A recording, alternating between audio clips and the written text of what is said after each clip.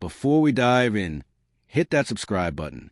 It really helps the channel grow and makes sure you never miss stories like this one. The hotel ballroom shimmered under the glow of golden chandeliers. It was the kind of place where success wasn't announced. It was worn, reflected in the ease behind your smile, the tailored suit, the wine glass you held. Tonight was supposed to be ours. My night, my promotion, my moment, the celebration I had imagined sharing with the woman I loved. Olivia, my wife, entered in a deep emerald gown that immediately drew every eye.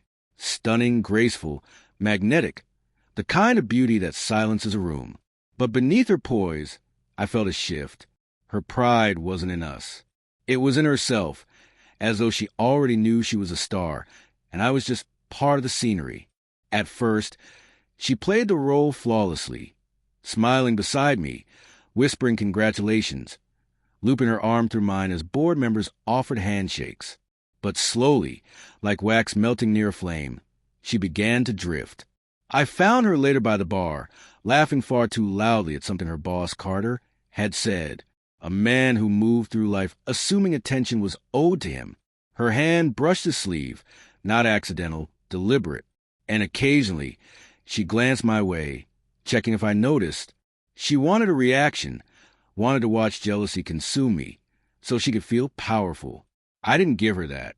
I stayed calm, raised my glass when someone toasted me, smiled for photos, all while quietly observing everything. The way he tucked her hair behind her ear, the way she didn't pull away, the whispers rippling across the room, eyes darting between us, waiting for a scene. But I didn't break. Something inside me had shifted. It didn't hurt anymore. It only revealed a truth I'd been avoiding. This wasn't a one-time mistake. It was who she was. She thrived on attention, not love, not loyalty, just validation. When she finally returned to my side, there was a smugness in her step, like she had just left a stage performance. Her champagne glass hung lazily from her hand. Her lips curled in mock amusement. "You look upset," she said loudly, ensuring everyone around us could hear. "What's wrong?" "Jealousy," I said softly. And suddenly, the room stilled. Conversations halted. Music faded. People pretended not to look. But I felt every gaze locked on us. I met her eyes, calm and steady.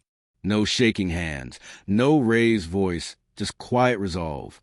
"Jealous," I said, lifting my glass one last time. "No, I'm done with you." The silence that followed was deafening. Even the violinist froze mid-bow. Her confident smile faltered. The glass in her hand hovered in midair. For the first time that night, she was speechless. She blinked, then laughed nervously. "Stop it. Don't be dramatic," she said, voice trembling. "You're overreacting. It was just harmless fun." I didn't respond. I didn't argue. I slipped off my wedding ring and placed it on the table between us. The soft metallic clink echoed louder than any shout could. "You wanted an audience tonight," I said quietly. "Now you have one. And they can see why I won't be your husband anymore." Carter froze, stripped of confidence. Colleagues glanced at their phones, pretending to scroll, but their eyes kept flicking back. And in that moment, Olivia wasn't the elegant, self-assured woman anymore. She was the one left publicly exposed, without a single raised voice from me. I turned and walked away. No chaos, no begging, just steady, final footsteps echoing across the marble floor that now felt light, not heavy. Her heels clicked angrily behind me. "Wait, you're really walking away over a joke." Her tone cracked, confidence replaced by panic. I stopped only in the hallway, turned to her, calm, cold, certain. "No," I said evenly. "I'm walking away because I deserve respect. A wife who values me, not someone who turns our marriage into a performance." Her eyes filled, not with regret, but fear. Fear of losing control. Fear because I wasn't yelling. Fear because I meant it. She reached out, fingers trembling. "Don't," I said quietly. "The show's over. I'm done playing my part." Outside, the cold night air felt different, sharper, cleaner, real.